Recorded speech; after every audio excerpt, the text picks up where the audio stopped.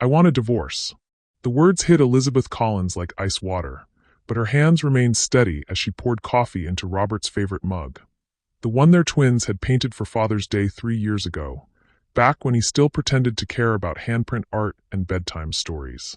She didn't look up. Couldn't. Because if she did, he'd see that part of her had been expecting this moment for months, watching him grow more distant, more bitter, more convinced that their life together was somehow beneath him. "Elizabeth, did you hear me?" Robert's voice carried that edge it had developed lately, sharp enough to cut through her carefully constructed morning routine, through the illusion that they were still a family. "I heard you." Her voice came out smaller than she intended, and she hated herself for it. At 32, Elizabeth had mastered the art of making herself invisible, of smoothing over Robert's rough edges, of pretending his growing resentment didn't slice through her chest every single day. The kitchen fell silent except for the gentle bubbling of oatmeal on the stove. Breakfast for Maya and Sophie, their 6-year-old twins who were still upstairs, blissfully unaware that their world was about to shatter. Robert slammed a manila envelope on the counter, and Elizabeth flinched despite herself. "The papers are already drawn up. I've been seeing someone else." "Of course you have." The thought flickered through her mind, followed immediately by a wave of something that wasn't quite relief, but wasn't devastation either. It was recognition, the kind that comes when a shoe you've been waiting to drop finally hits the ground. "How long?" she asked, still not looking at him, still stirring the oatmeal that would soon grow cold, because Maya always took forever to brush her teeth, and Sophie always forgot to put on matching socks. Does it matter? It didn't. Not really. What mattered was the way he'd been looking at her lately. Like she was a reminder of everything he thought he'd settled for, everything that kept him from the life he believed he deserved. She'd seen that look before, growing up in a world that constantly told her she was too much or not enough, never just right. Elizabeth finally turned around, and for a moment, Robert's expression flickered.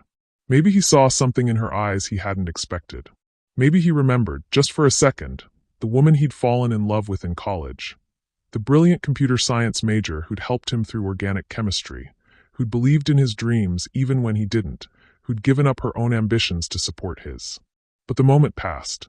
"I'm moving in with Victoria," he said, straightening his tie, the expensive one she'd bought him for his promotion last year. "She understands what I need, what I deserve." Victoria.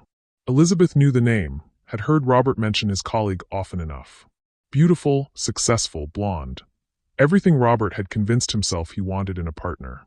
Everything he'd decided Elizabeth wasn't. The unspoken words hung in the air between them, heavy with implications Elizabeth had been trying to ignore for months. She'd watched Robert's eyes linger on women who looked nothing like her, had heard the way his voice changed when he talked about Victoria's professionalism and sophistication. And the girls? Elizabeth's voice was steady now, protective instincts kicking in. "Weekends. Maybe." Robert grabbed his briefcase, already mentally out the door. "Look, Elizabeth, you're a good mother, but let's be honest, you've never been ambitious. You're content with this." He gestured around their modest kitchen with its cheerful yellow walls and refrigerator covered in the twins' artwork. "I need more. More." The word hung in the air like smoke. What Robert didn't know, what he'd never bothered to ask about, was that Elizabeth had once built something extraordinary.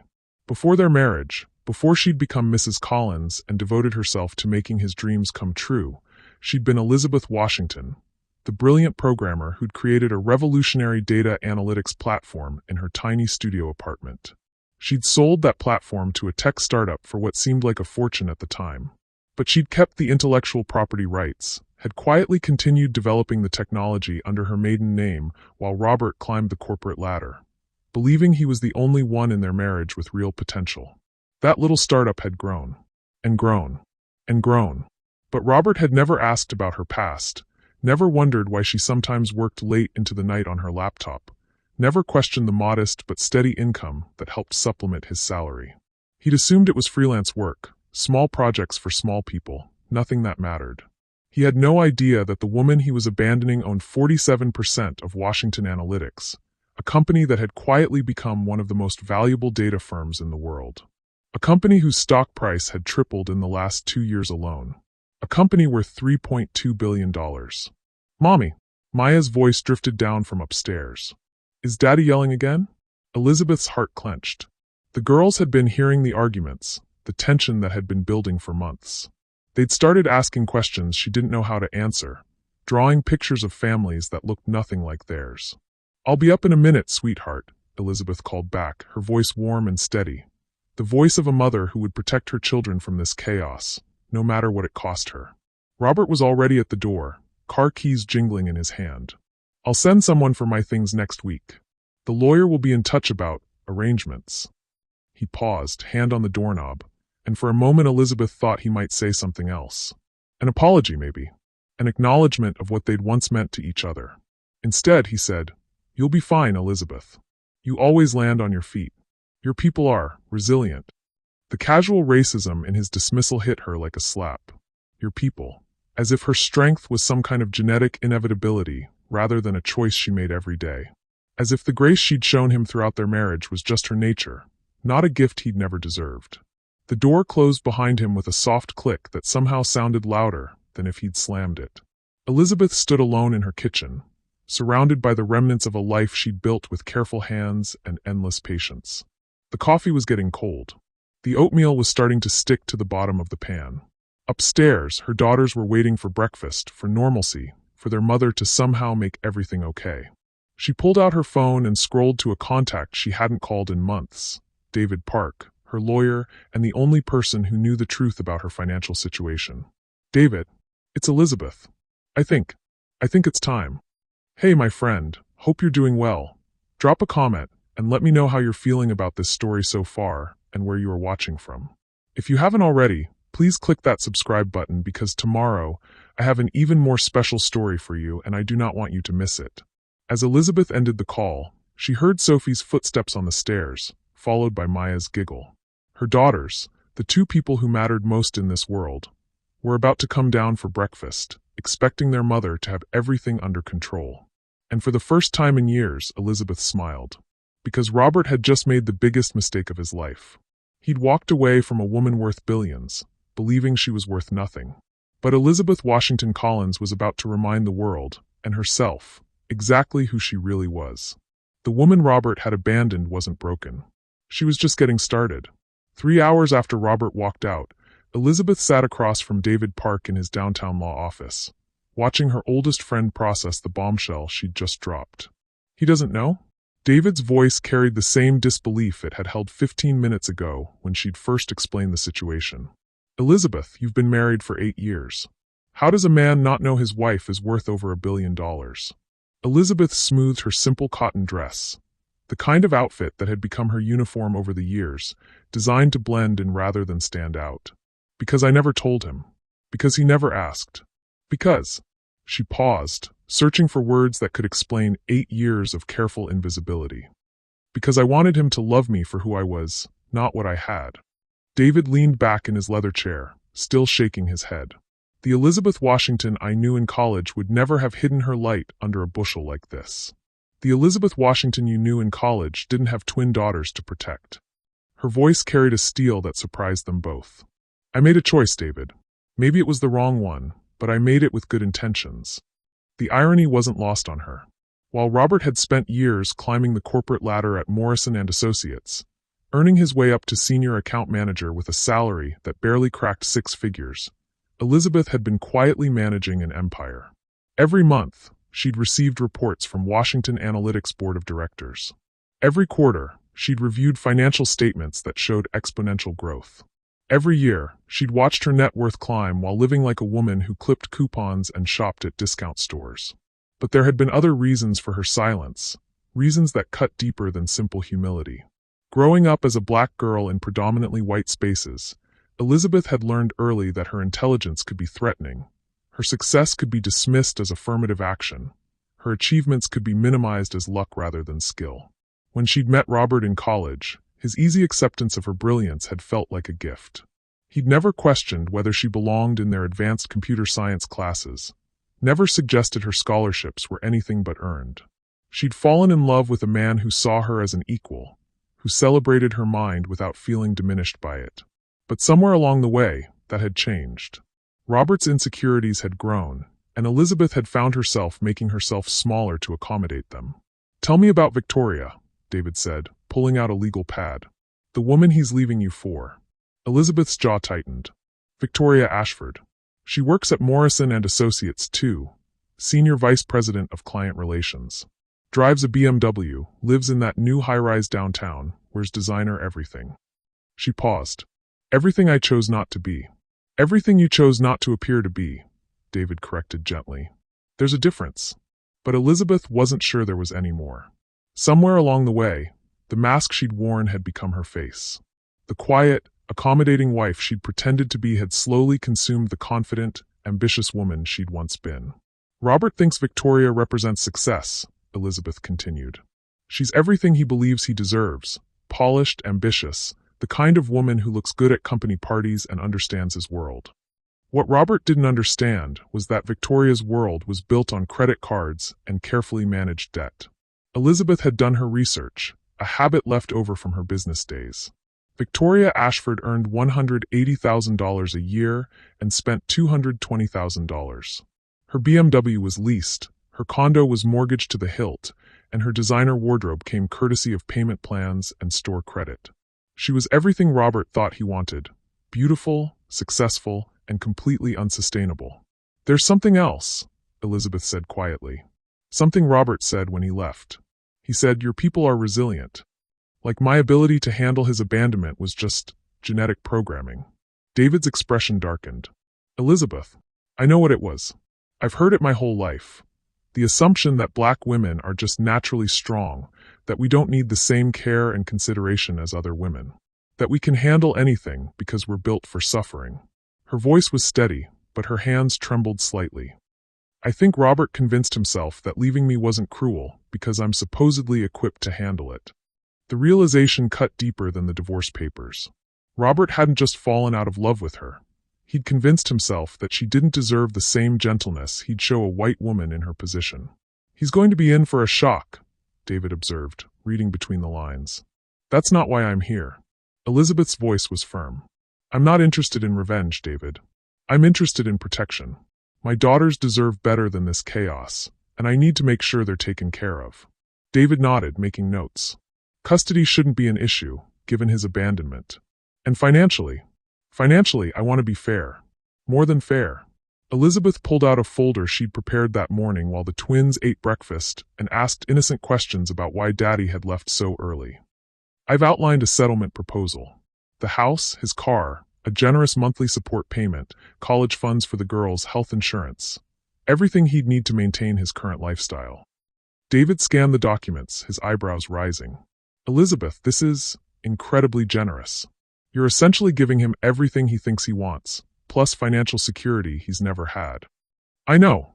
He's going to think you're desperate, that you're trying to buy him back. Let him think that. Elizabeth's smile was small but sharp. For now. The truth was more complex. Elizabeth had spent 8 years watching Robert struggle with his own insecurities, his constant need to prove himself worthy of respect he'd never quite achieved.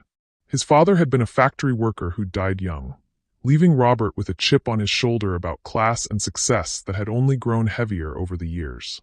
She'd tried to help him see his own worth, but Robert had interpreted her support as pity. Her contentment with their simple life had felt like judgment of his ambitions. Her lack of material demands had somehow become evidence that she didn't believe he could provide more. There's something else, Elizabeth said, pulling out another document. I want to establish a trust for the girls. Something substantial, but structured so they'll understand the value of work and responsibility. David reviewed the trust documents, and his pen stopped moving. Elizabeth, this is a $50 million trust fund. Each. David set down his pen and looked at her directly. You're setting up $100 million in trust funds while offering your ex-husband a settlement that will make him think you're struggling financially. The girls are my priority. They always have been. Elizabeth thought about Maya's laugh that morning when she'd found matching socks in Sophie's drawer, about Sophie's careful concentration as she'd braided her sister's hair. Robert made his choice, but Maya and Sophie didn't choose any of this. David was quiet for a long moment, studying the woman across from him. What happened to you, Elizabeth? The woman I knew in college would never have hidden her success like this. She would have been proud of what she built. The question hit deeper than Elizabeth expected. What had happened to her? When had she started believing that her worth was measured by how little space she took up, how few demands she made, how perfectly she could disappear into the background of someone else's life? I fell in love with a man who needed to feel important, she said finally. And I thought the best way to love him was to make myself small. And now, Elizabeth looked out the window at the city below, a city where her company's headquarters occupied 3 floors of the most prestigious business district, where her innovations had revolutionized how major corporations handled data analytics, where her name was whispered with respect in boardrooms she'd never set foot in. Now I'm remembering who I used to be. Her phone buzzed with a text message. Robert, talk to lawyer. Your settlement offer is reasonable. Victoria thinks you're being smart about this. We can make this easy for everyone. Elizabeth stared at the message, something cold settling in her stomach. Victoria had an opinion about her settlement offer? How much had Robert shared with his girlfriend about their private business? David, Elizabeth said slowly, I need you to do something for me.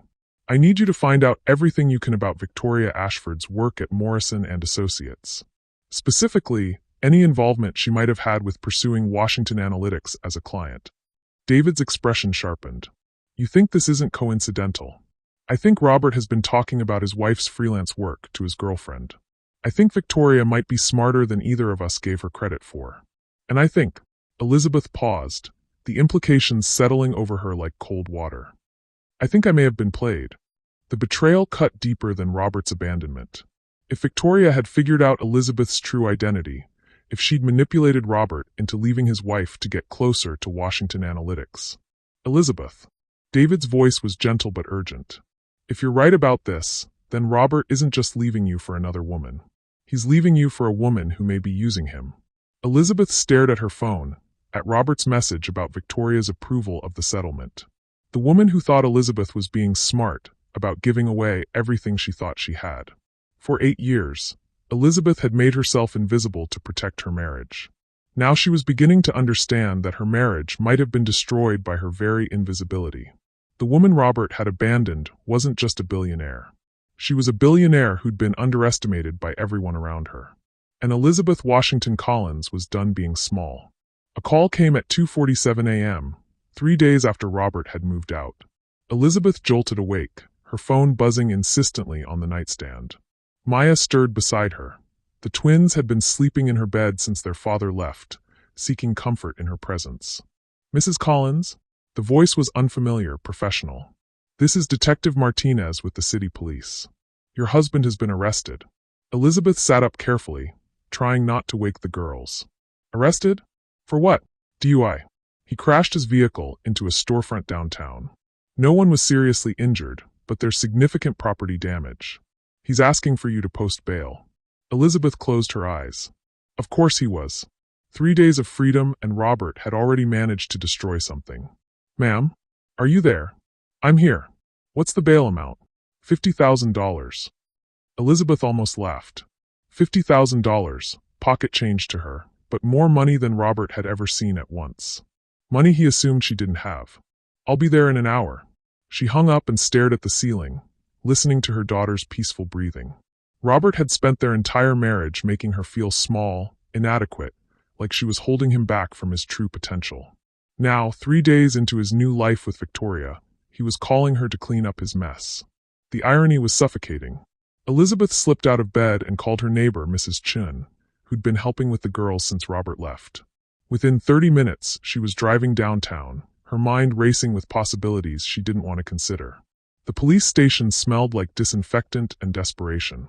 Robert sat in a holding cell, his expensive shirt wrinkled, his face pale and drawn. When he saw her, relief flooded his features. Elizabeth, thank God. I knew you'd come. She studied him through the bars, this man she'd loved for 8 years, who'd walked out on their family for a woman who represented everything he thought he wanted. Where's Victoria? Elizabeth asked quietly. Robert's expression flickered. She couldn't come. Work emergency. Elizabeth nodded, understanding more than Robert realized. Victoria couldn't come because Victoria couldn't afford $50,000 in bail money. The successful, sophisticated woman Robert had chosen over his wife was nowhere to be found when he actually needed help. The bail bondsman is waiting, the officer said. You'll need to put up 10%, $5,000. Elizabeth pulled out her checkbook, the same modest checking account she'd maintained throughout their marriage, the one that showed a balance of exactly $8,347. Robert watched her write the check, probably calculating how this would affect their already tight budget. He had no idea she could have written a check for the full $50,000 without blinking. 20 minutes later, they sat in her car in the police station parking lot. Robert stared out the window, shame radiating from every line of his body. "I messed up," he said finally. "You did. Victoria and we had a fight. About money. About—" He trailed off, unable to meet her eyes. "About what, Robert?" "About you." His voice was barely a whisper. "She thinks I'm being too generous with the settlement. She says you're manipulating me, making me feel guilty, so I'll give you more than you deserve." Elizabeth felt something cold and sharp settle in her chest. "And what do you think?" "I think—" Robert ran his hands through his hair. "I think I don't know anything anymore. I thought leaving would make me feel free, but I just feel lost. And broke. Do you know how expensive it is to start over? The security deposits, the furniture, the lifestyle Victoria expects you to maintain?" Robert flinched. "It's not like that. Isn't it?" Elizabeth turned to face him fully. "Robert, you left me and our daughters for a woman who thinks I'm giving you too much in our divorce settlement. A woman who couldn't be bothered to help you when you needed bail money. What does that tell you? She's not like you, Elizabeth. She's not. She doesn't just accept everything. She has standards." The words hit like a physical blow. She's not like you. As if Elizabeth's grace was a character flaw. As if her willingness to support him had been weakness rather than strength. "Standards," Elizabeth repeated softly. "I didn't mean it like that." "Yes, you did." Elizabeth started the car. "And you know what? You're right. Victoria does have standards. She expects you to provide a lifestyle you can't afford, with money you don't have, while she contributes nothing but criticism of the woman who's actually trying to help you." They drove in silence for several blocks before Robert spoke again. "I can't afford a lawyer for the DUI case." Elizabeth pulled over and turned off the engine. This was it, the moment she'd been dreading and anticipating in equal measure. Robert needed her help, but he'd made it clear that needing her help was beneath him. "What are you asking me, Robert?" "I'm asking, could you help me? Just this once. I know we're getting divorced, but I'm still the father of your children, and if I go to jail, you're asking me to pay for your lawyer. I'm asking my wife, my ex-wife, to help me because I have nowhere else to turn." Elizabeth stared at him, this man who'd spent years making her feel like she wasn't enough, who'd abandoned their family for a woman who thought Elizabeth was being too generous, who was now asking for her help while simultaneously insulting her character. "I'll pay for your lawyer," she said finally. Relief flooded Robert's face. "Elizabeth, thank you. I know this is. But I want something in return." Robert's expression grew wary. "What?" "I want you to tell me the truth about Victoria. About how she really feels about our marriage, our divorce, our family. I want to know what she's been saying about me." Robert was quiet for a long moment, and Elizabeth could see the internal struggle playing out across his features. Finally, he spoke. "She thinks you're pathetic. She thinks you're clinging to me because you know you'll never find anyone else who'll put up with someone like you." His voice dropped to a whisper. "She says black women like you are trained to be grateful for whatever scraps white men throw them." The words hung in the air between them like poison. Elizabeth felt something inside her chest crack open, not her heart, but something deeper. The last vestige of the woman who'd spent 8 years making herself small, who'd convinced herself that love meant accepting less than she deserved. "Someone like me," Elizabeth repeated, her voice deadly calm. "Elizabeth, I don't agree with her. I never said. But you didn't defend me either." Robert's silence was answer enough. Elizabeth restarted the car, her movements precise and controlled. "I'll have David recommend a criminal defense attorney. The retainer will be paid by tomorrow morning." "Thank you." "Don't thank me, Robert. This isn't kindness. This is me making sure my daughter's father doesn't go to prison." She pulled back into traffic. "But after this, you're on your own. No more bail money, no more lawyer fees, no more safety net." "I understand." "No," Elizabeth said, her voice carrying a steel Robert had never heard before. "You don't understand anything. But you will." As she drove Robert back to Victoria's apartment, Elizabeth made a decision that would change everything. She was done being the woman who absorbed other people's cruelty in silence. Done being the wife who made herself invisible to protect her husband's ego. Robert had chosen Victoria because she represented the life he thought he deserved. Tomorrow, Elizabeth was going to show him exactly what he'd actually given up. The woman he'd abandoned for being not enough was about to reveal that she was everything he'd never dreamed of having. And by then, it would be far too late. The criminal defense attorney David recommended cost $15,000 up front. Money Elizabeth transferred without hesitation while Robert sat in the law office, visibly sweating over the retainer agreement he couldn't afford to sign. "Mrs. Collins," attorney Sarah Mitchell said, reviewing the payment confirmation, "this is quite generous of you, considering the circumstances." Robert shifted uncomfortably. Elizabeth has always been supportive. Elizabeth said nothing, watching her soon-to-be ex-husband squirm under the weight of his own hypocrisy. 3 days ago, he'd told her she lacked ambition. Now he was depending on her mysterious ability to produce $15,000 on a Tuesday morning. "The DUI case is straightforward," Mitchell continued.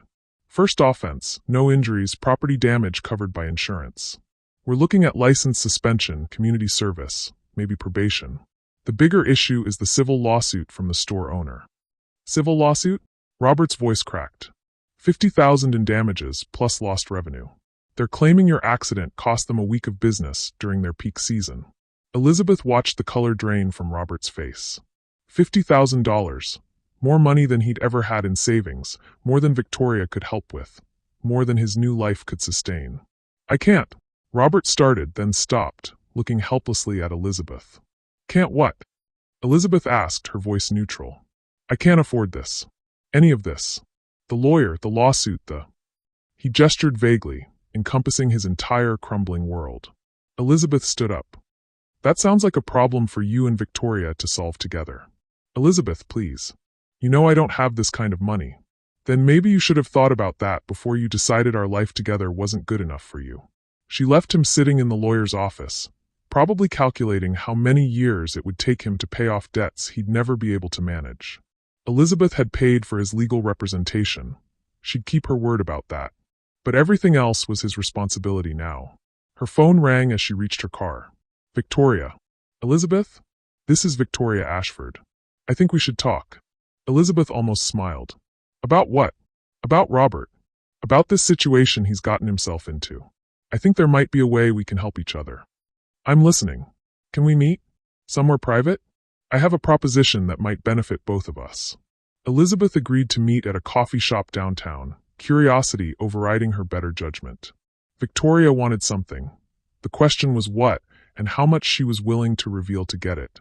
An hour later, Elizabeth sat across from the woman who'd stolen her husband, studying Victoria Ashford in person for the first time. She was everything Robert had described, polished, confident, beautiful in the way that opened doors and commanded attention. But there was something else, something calculating in her eyes that Robert had either missed or chosen to ignore. "Thank you for coming," Victoria said, her smile perfectly practiced. "I know this must be awkward." "Not really. You're the one who should feel awkward." Victoria's smile faltered slightly. "I want you to know I never intended for things to happen this way. Robert and it just developed naturally." "Naturally?" Elizabeth sipped her coffee, waiting. "The thing is, Robert's in trouble. Real trouble. And I think you're the only one who can help him." "Why would I help the man who abandoned me and our children?" "Because you're a good person. Because despite everything, you still care about him." Victoria leaned forward, her voice dropping to a conspiratorial whisper. "And because I think you have more resources than you've been letting on." Elizabeth's blood went cold. "What makes you think that?" "Little things. The way you paid that lawyer fee without blinking. The way you're not panicking about money during a divorce. The way you seem calm about all this." Victoria's eyes were sharp, predatory. "I work in client relations, Elizabeth. I'm good at reading people, at seeing what they're not saying. And what am I not saying? That you're not the struggling housewife Robert thinks you are. That you have access to money he doesn't know about. That maybe you've been playing a longer game than any of us realized." Elizabeth set down her coffee cup carefully. "That's an interesting theory. It's more than a theory. I've done some research on you, Elizabeth Washington Collins. Very interesting maiden name. Very interesting timing for when you stopped using it professionally." The threat was subtle but unmistakable. Victoria knew something, or thought she did. The question was how much, and what she planned to do with the information. "What do you want, Victoria?" "I want to make a deal." Robert's drowning in debt he can't handle. You have resources you're not using. I have information that could be valuable to both of us. What kind of information?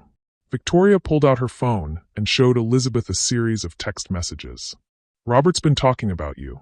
About your work, your income, your potential. He doesn't realize what he's been telling me, but I've been listening very carefully. Elizabeth scanned the messages, her heart sinking. Robert had been sharing details about her freelance work, her late-night computer sessions, her mysterious income streams. Nothing concrete, but enough pieces for someone smart to start putting together a puzzle.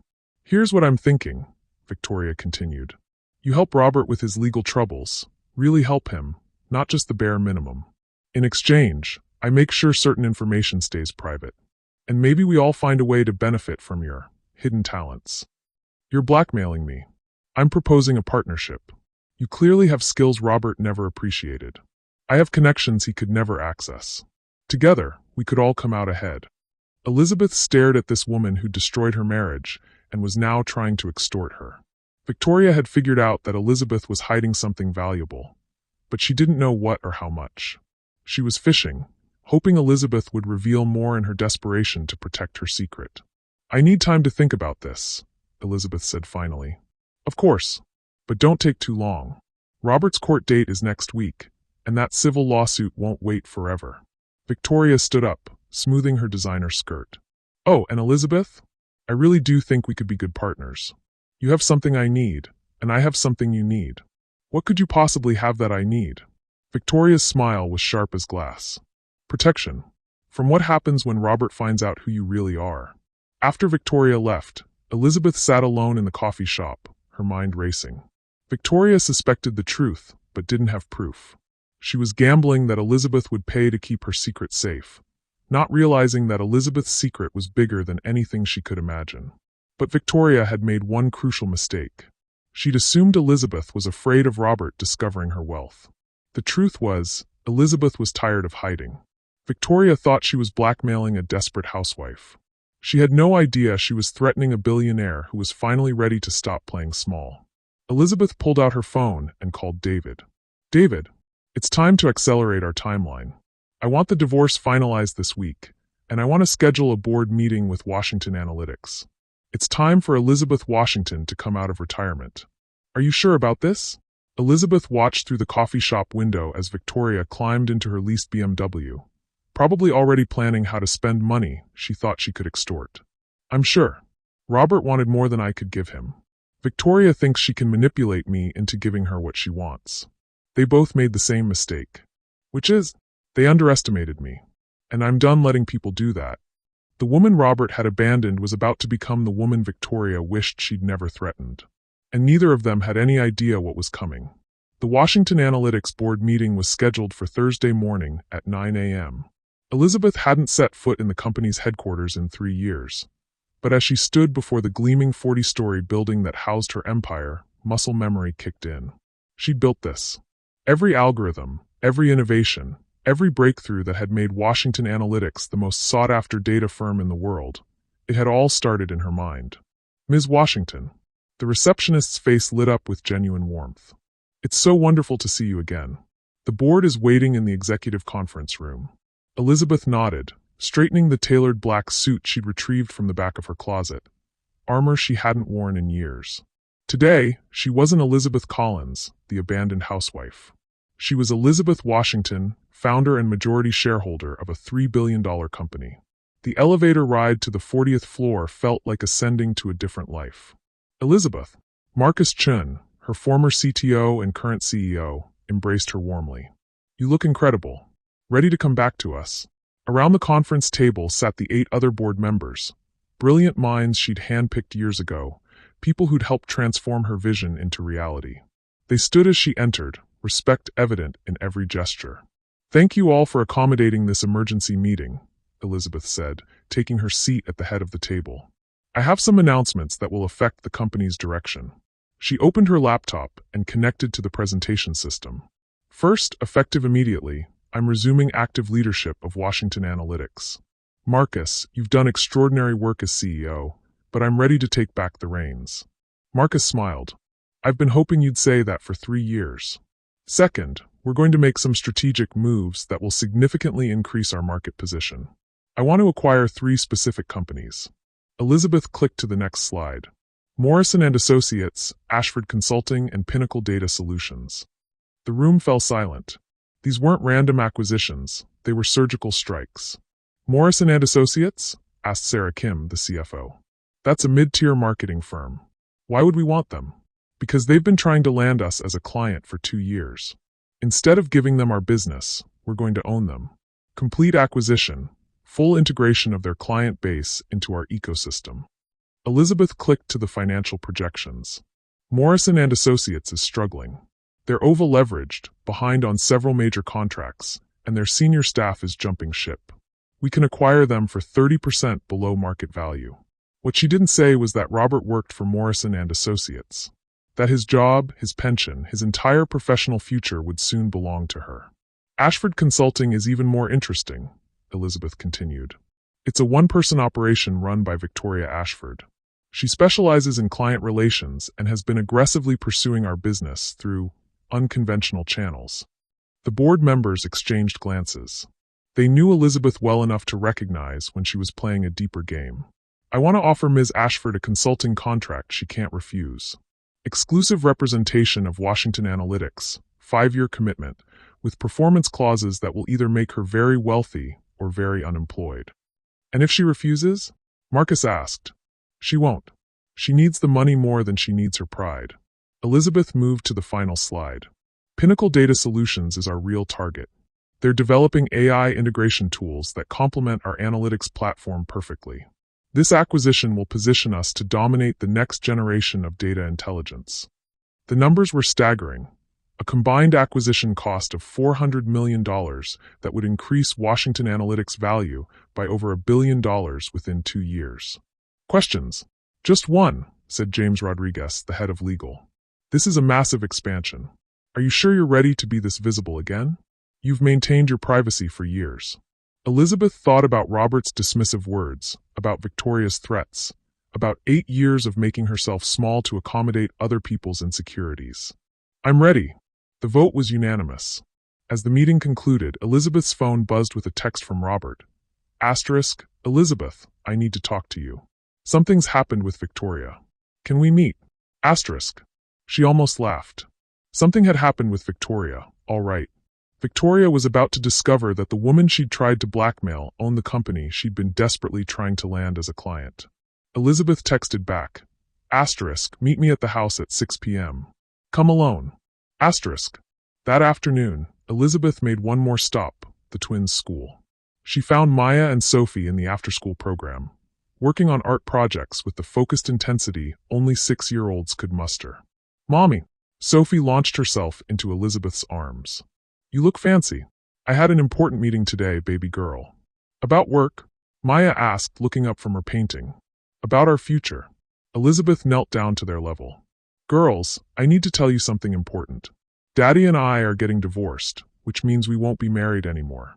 But that doesn't change how much we both love you. We know, Maya said matter-of-factly.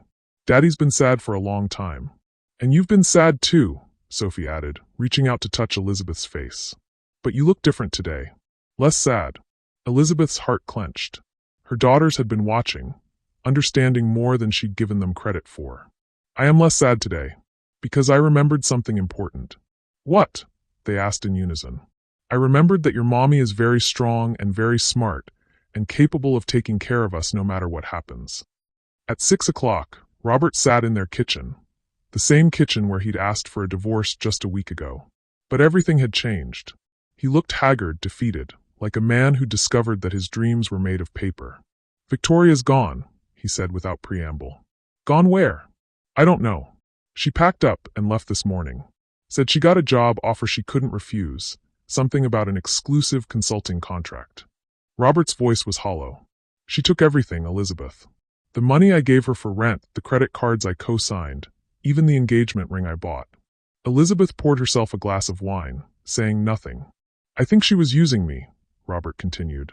I think she figured out something about you, about your work, and she was trying to get information she could use somehow. What kind of information? I don't know. She kept asking about your computer work, your income, whether you had any business connections. Robert looked up at her, confusion and desperation warring in his eyes. Elizabeth, who are you really? The question hung in the air between them like a bridge Elizabeth could choose to cross or burn. I'm exactly who I've always been, Robert.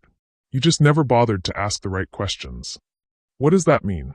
Elizabeth set down her wine glass and looked at the man who'd shared her bed for 8 years, who'd fathered her children, who'd walked away from her because he thought she wasn't enough. It means that tomorrow, you're going to find out that the woman you abandoned for being unambitious owns the company that just bought your employer. Robert's face went white. What? It means Victoria didn't get a job offer, Robert. She got bought. By me. That's impossible. You're a freelance.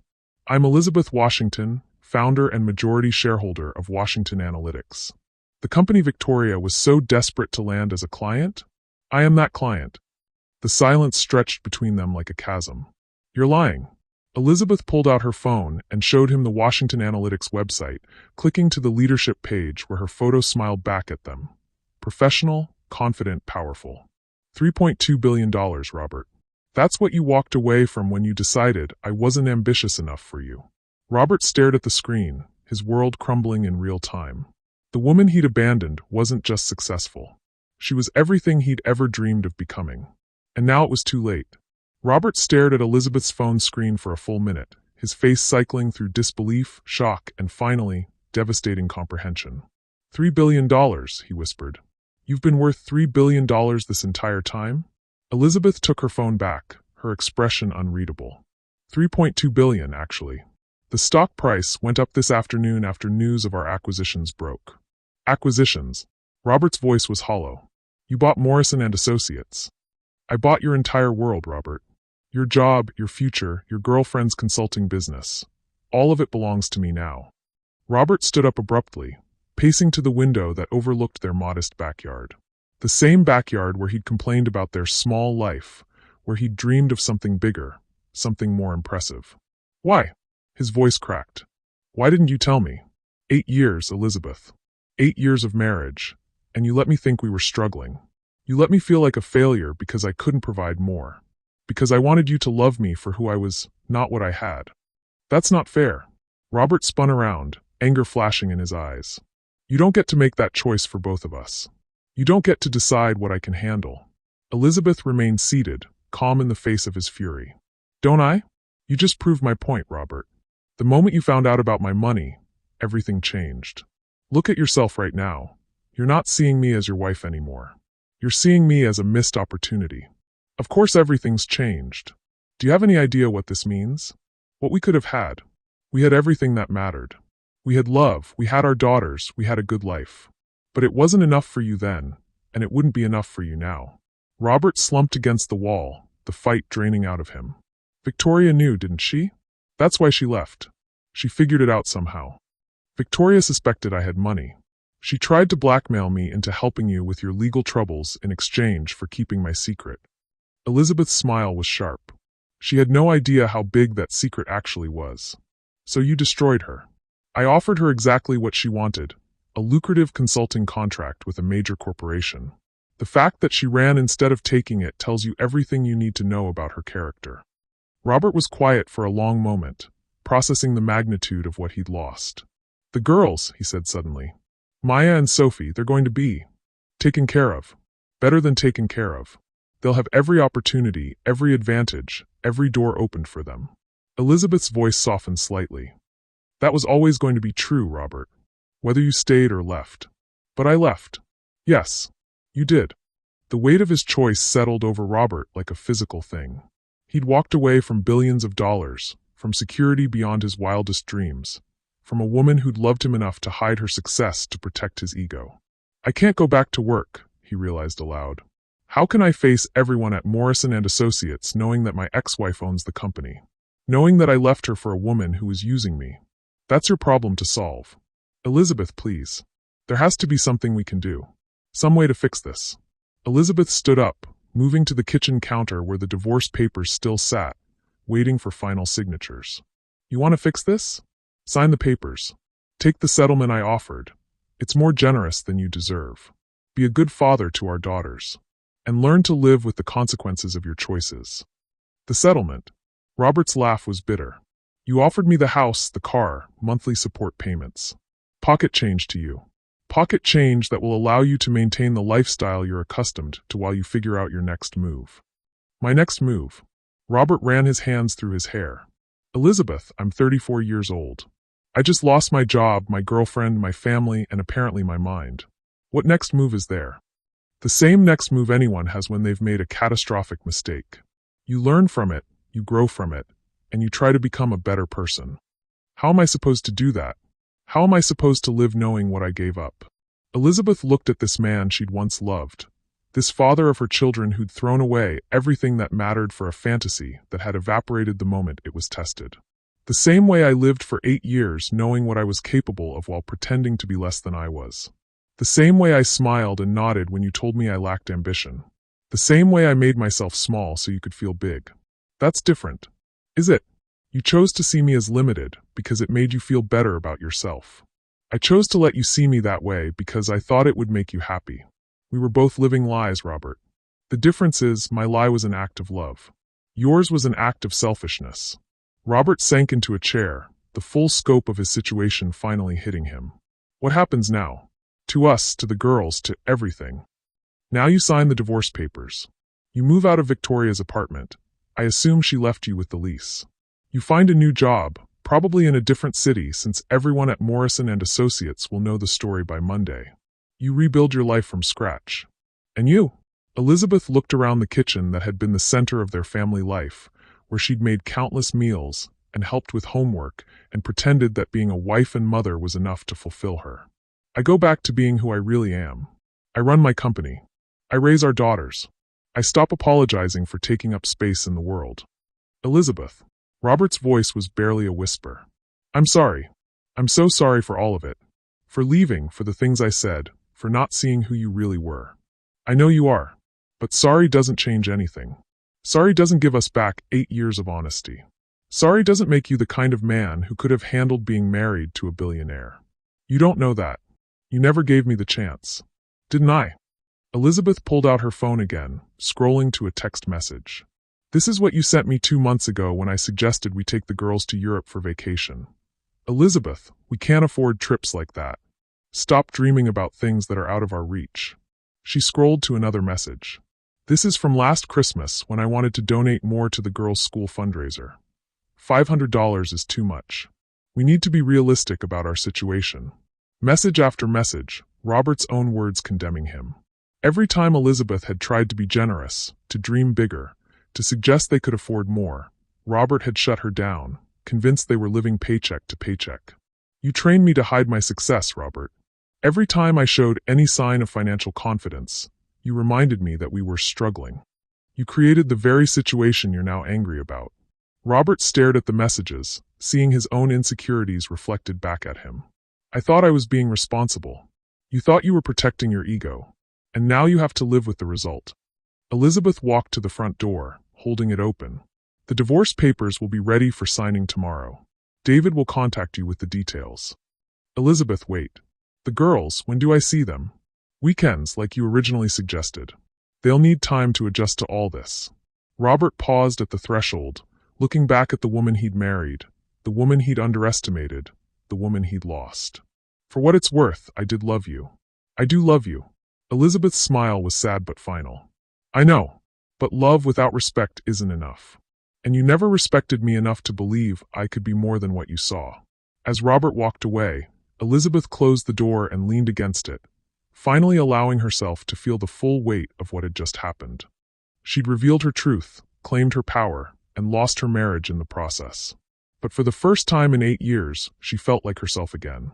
2 weeks after Robert signed the divorce papers, Elizabeth stood in her corner office at Washington Analytics, watching the city sprawl beneath her through floor-to-ceiling windows. The view from the 40th floor was intoxicating, a reminder of everything she'd built, everything she'd reclaimed. Her assistant knocked softly. Ms. Washington? There's someone here to see you. Says it's urgent. Elizabeth turned, expecting another board member or client. Instead, she found herself face-to-face with a woman she didn't recognize, mid-50s, impeccably dressed, with the kind of confidence that came from wielding serious power. Ms. Washington, I'm Margaret Ashford, Victoria's mother. Elizabeth's blood chilled. I wasn't aware Victoria had family in the city. She doesn't. I flew in from Seattle when I heard about her situation. Margaret stepped into the office uninvited, her eyes scanning the space with calculating precision. Impressive. Victoria always said you were more than you appeared to be, but I don't think even she understood the scope. What do you want, Mrs. Ashford? To make you an offer you should seriously consider. Margaret settled into the chair across from Elizabeth's desk as if she belonged there. My daughter made some poor choices recently. Choices that have put both of you in a difficult position. Elizabeth remained standing, maintaining the power dynamic. Your daughter tried to blackmail me. I'd hardly call that a difficult position for me. Wouldn't you? Margaret's smile was razor-sharp. Because from where I sit, you've just made yourself very visible very quickly. The business world is buzzing about Elizabeth Washington's dramatic return to public life. People are asking questions about where you've been, what you've been doing, why you disappeared for 8 years. That's not your concern, isn't it? Because Victoria wasn't the only one doing research, Ms. Washington. I've spent the last 2 weeks learning everything I can about you, your company, your personal situation.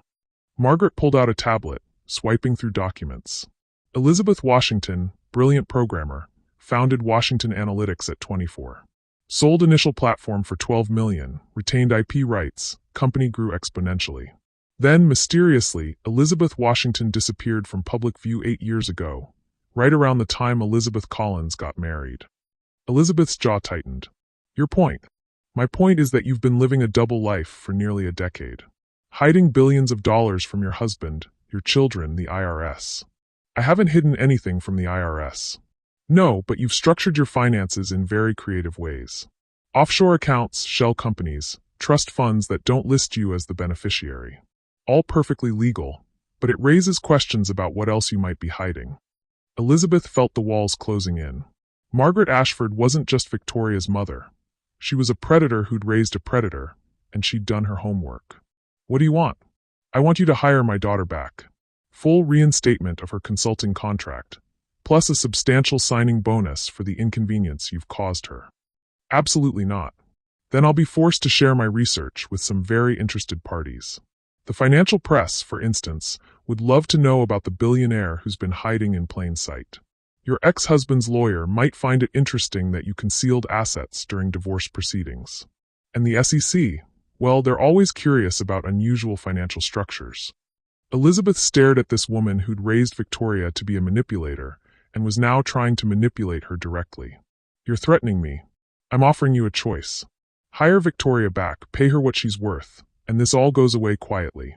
Or refuse, and watch her carefully constructed privacy crumble in very public ways. And if I hire Victoria back, what guarantee do I have that this doesn't happen again? You have my word. Elizabeth almost laughed. The word of a woman who raised a daughter to seduce married men for financial gain? Margaret's composure cracked slightly. Victoria made mistakes.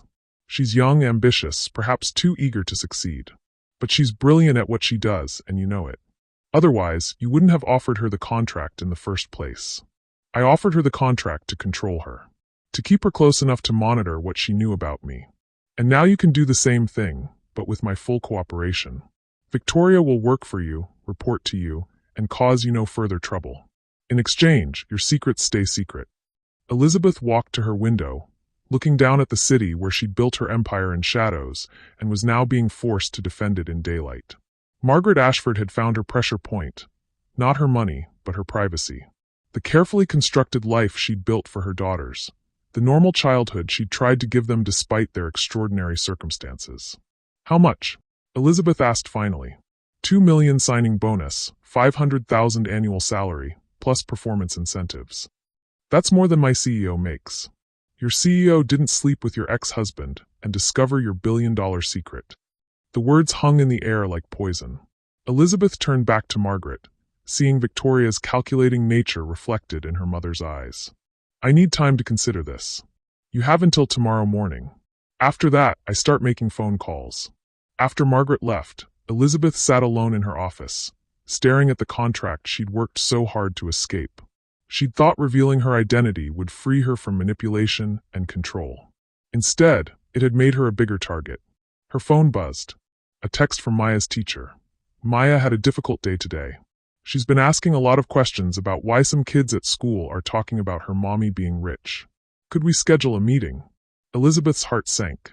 It was starting already, the attention, the questions, the loss of normalcy she'd fought so hard to preserve for her daughters. Another text, this one from David. Elizabeth, we need to talk. There are reporters asking questions about Washington analytics and your personal life. Someone's been feeding them information. Margaret Ashford wasn't bluffing. She was already making good on her threats, testing Elizabeth's resolve. Elizabeth pulled up Victoria's original consulting contract on her computer, the one she'd crafted so carefully to give her control over the woman who'd threatened her family.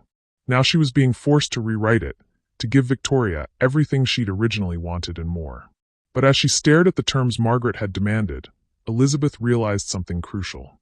Margaret Ashford had made the same mistake everyone else had made. She'd underestimated Elizabeth's willingness to sacrifice for her principles. Elizabeth picked up her phone and called David. David, I need you to prepare a press release. Full disclosure about my identity, my company, my financial situation. Everything. Elizabeth, are you sure? Once this is public, no one can threaten me with exposure anymore. Margaret Ashford thinks she can blackmail me into hiring her daughter because she assumes I'm afraid of the truth coming out.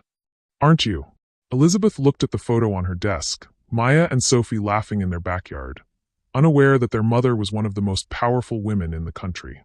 I'm terrified, but I'm more afraid of teaching my daughters that powerful women should hide their strength to make other people comfortable.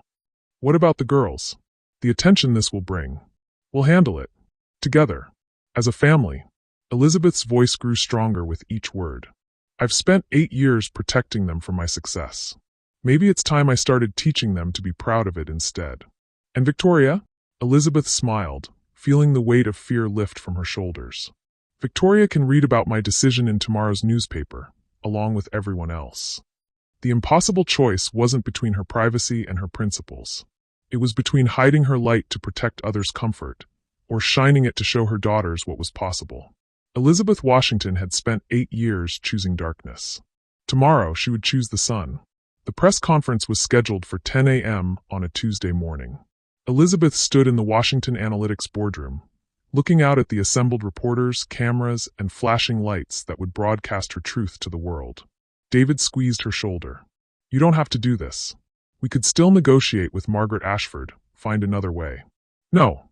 Elizabeth's voice was steady, resolute. I'm done negotiating with people who think my success is something to be ashamed of. She walked to the podium, the room falling silent as she adjusted the microphone. Somewhere in the crowd, she spotted Margaret Ashford, her face a mask of barely controlled fury. Victoria sat beside her mother, looking pale and defeated. Good morning. My name is Elizabeth Washington, and I'm the founder and majority shareholder of Washington Analytics. Elizabeth's voice carried clearly through the room. For the past 8 years, I've lived a double life, hiding my professional identity while raising my family. Today, I'm here to tell you why. She clicked to her first slide, a photo of herself at 24, accepting an award for innovation in data analytics. I built Washington Analytics from nothing, a revolutionary platform created in a studio apartment, fueled by determination and countless sleepless nights. When I sold the initial technology, I retained the intellectual property rights, a decision that would eventually make me one of the youngest billionaires in the country. Murmurs rippled through the crowd. Elizabeth clicked to the next slide, her wedding photo with Robert. 8 years ago, I fell in love with a man who saw me as his equal. Robert Collins was brilliant, ambitious, and supportive of my dreams. But as my company grew and my wealth increased, I noticed something troubling. The more successful I became, the more insecure he became. So I made a choice. The next slide showed a modest suburban home, the house where she'd raised her daughters. I chose love over recognition. I stepped back from public leadership of my company, maintained my ownership through carefully structured trusts, and became Elizabeth Collins, wife and mother. I thought I was protecting my marriage by making myself smaller. Elizabeth paused, her eyes finding Margaret Ashford in the crowd. 2 weeks ago, my husband left me for another woman. He told me I lacked ambition, that I was content with mediocrity, that he deserved more than I could give him. He had no idea that the woman he was abandoning was worth over $3 billion. The room erupted in whispers and camera clicks. Elizabeth waited for quiet before continuing. The woman he left me for was Victoria Ashford, a consultant who had been trying to land Washington Analytics as a client. When Victoria discovered my true identity, she attempted to blackmail me. When that failed, her mother, Margaret Ashford, continued the extortion attempt. Elizabeth clicked to a slide showing financial documents. The Ashfords demanded that I hire Victoria back, pay her millions in compensation, and keep quiet about their threats. They assumed I would pay any price to protect my privacy. They were wrong. Margaret Ashford stood up abruptly, but security guards moved to block her exit.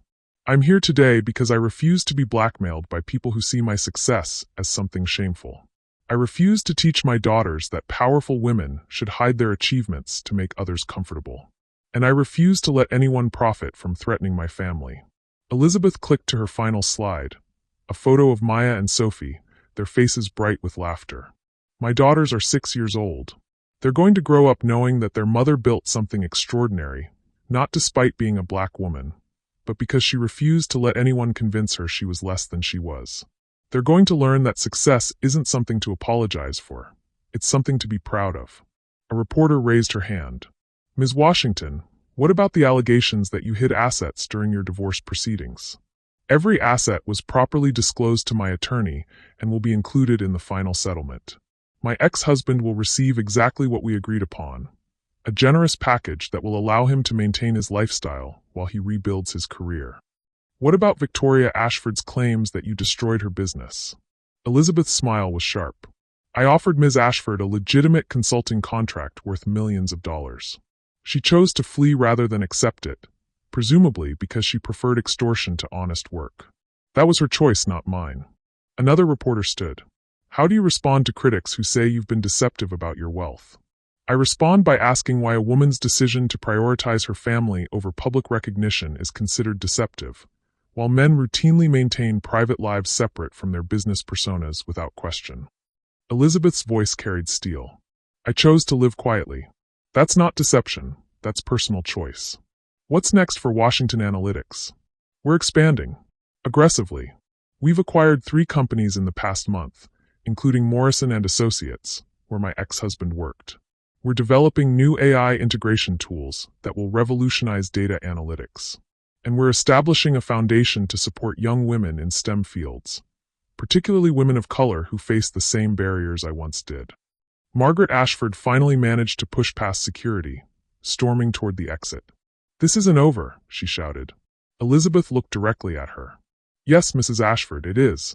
Your daughter made her choices, and now she has to live with the consequences. Just like everyone else. As Margaret and Victoria left, Elizabeth felt a weight lift from her shoulders that she hadn't even realized she'd been carrying. One final question, called a reporter from the back. Do you regret hiding your success for so long? Elizabeth considered the question carefully. I regret that I felt I had to choose between love and authenticity. I regret that I taught my husband to see me as less than I was. But I don't regret the years I spent focused on my family. Those years taught me what really matters, not the size of your bank account, but the strength of your character. She stepped back from the podium. Thank you all for coming. Washington Analytics will be releasing our quarterly reports this afternoon, and I'll be available for follow-up interviews through our media relations department. As the reporters filed out, Elizabeth remained at the podium, watching the chaos of her revelation settle into something that felt like peace. David approached her. How do you feel? Free. Elizabeth smiled, pulling out her phone to check messages from the twins' school. Terrified but free. Any regrets about going public? Elizabeth looked around the boardroom where she'd built her empire, where she'd hidden her light for 8 years, where she'd finally chosen to shine. Just one.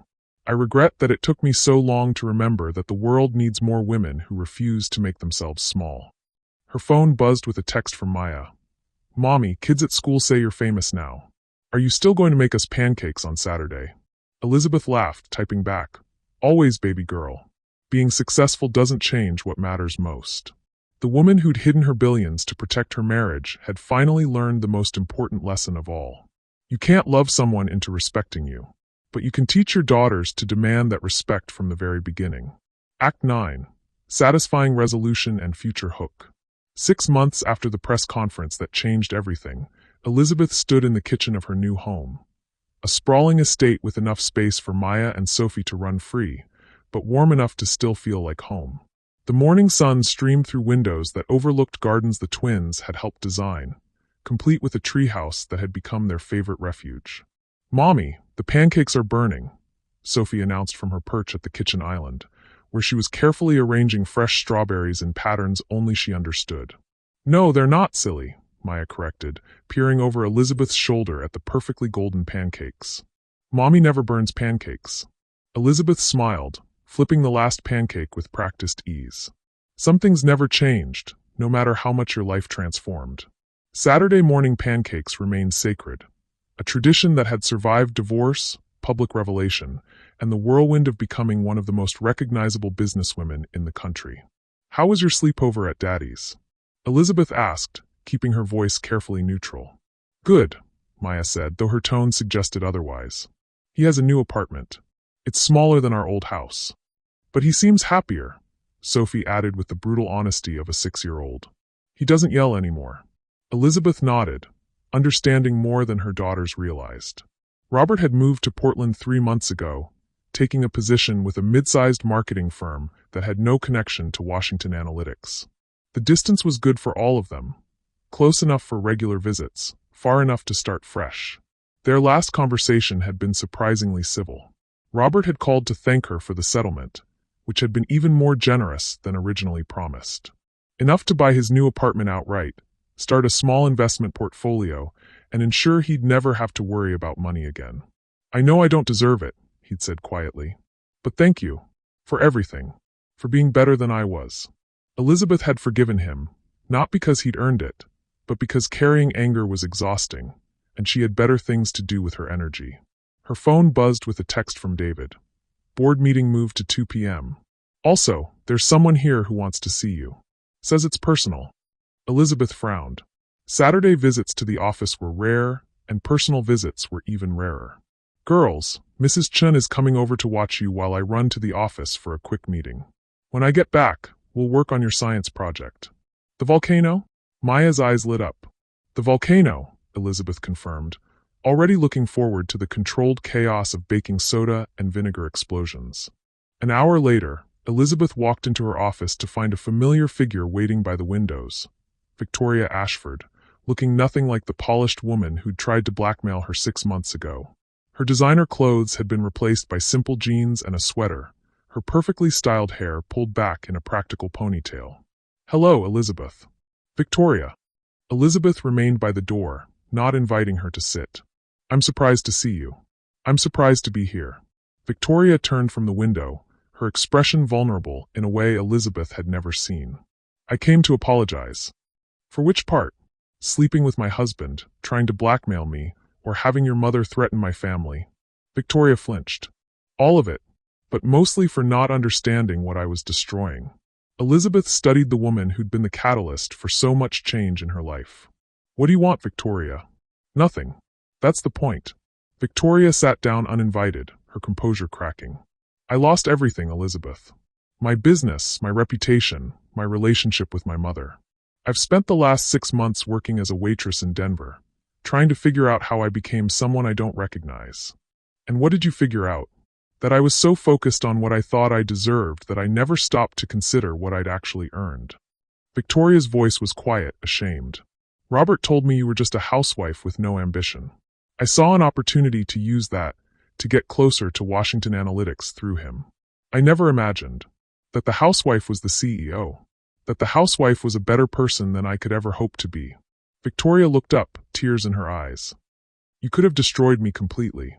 Instead, you gave me exactly what I asked for, a chance to succeed or fail on my own merits. I chose to run because I was too proud to admit I'd been wrong." Elizabeth moved to her desk, maintaining distance. "Why are you telling me this?" "Because I read about your foundation. The scholarships for young women in STEM, the mentorship programs, the initiatives to support women who've been underestimated." Victoria pulled out a folded newspaper clipping. "This article about the girl from Detroit who got a full ride to MIT because of your program. She reminds me of who I used to be before I became so focused on shortcuts and schemes." Elizabeth recognized the article, one of dozens that had been written about the Washington Foundation's impact in its first 6 months. "I want to do better," Victoria continued. I want to earn something real, something I can be proud of. I'm not asking for a job or money or forgiveness. I'm asking for advice. How do I become someone worth respecting? The question hung in the air between them. Elizabeth saw something in Victoria's eyes she'd never seen before. Genuine humility, real remorse, and the kind of vulnerability that couldn't be faked. You start by accepting that respect is earned through consistency, not grand gestures, Elizabeth said finally. You build something meaningful, one day at a time. You help other people without expecting anything in return. And you stop looking for shortcuts. Is there any chance you might consider giving me a second chance? Not now, maybe not ever, but someday. Elizabeth was quiet for a long moment, considering. Victoria, you tried to destroy my family. You manipulated my ex-husband and threatened my children's security. Why would I ever trust you again? Because you're the kind of person who believes people can change. Because your foundation is built on giving second chances to women who've made mistakes. Victoria's voice was steady now, determined.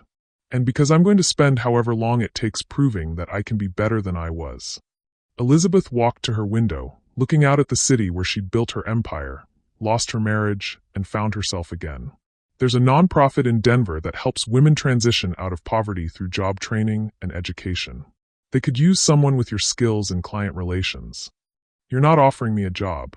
I'm offering you a chance to prove you've changed. Work there for 2 years. Show me you can build something meaningful without cutting corners or using people. Show me you can be trusted with other women's futures. Victoria nodded, understanding the terms. And after 2 years, we'll see who you've become. As Victoria left, Elizabeth felt a strange sense of completion. The woman who'd tried to destroy her life was now asking for guidance on how to rebuild her own. It felt like justice, but the kind that healed rather than punished. Her phone buzzed with a text from Maya. Mommy, when are you coming home? Sophie wants to start the volcano without you. Elizabeth smiled, gathering her things. The most important part of her day was waiting at home. 2 little girls who were learning that their mother was powerful, successful, and still made the best pancakes in the world. As she drove home, Elizabeth reflected on the journey that had brought her here. She'd lost a marriage built on lies and found an identity built on truth. She'd given up the safety of invisibility and gained the freedom of authenticity. Most importantly, she'd learned that you don't have to choose between being successful and being loved. You just have to choose people who are capable of loving all of who you are. Her phone rang as she pulled into her driveway. An unknown number. Ms. Washington? This is Jennifer Martinez from Forbes. We're doing a feature on women who've transformed their industries, and we'd love to include you. The working title is Hidden Giants, the women who built empires in secret. Elizabeth looked through her kitchen window, where Maya and Sophie were setting up their volcano experiment with Mrs. Chen's help, their faces bright with anticipation. I'd be honored, Elizabeth said. But I'm not hidden anymore. She hung up and walked into her house, where her daughters launched themselves into her arms, chattering excitedly about baking soda ratios and eruption techniques. Elizabeth Washington had spent 8 years hiding her light to protect other people's comfort. Now she was teaching her daughters to shine so brightly that the whole world would have to adjust its eyes.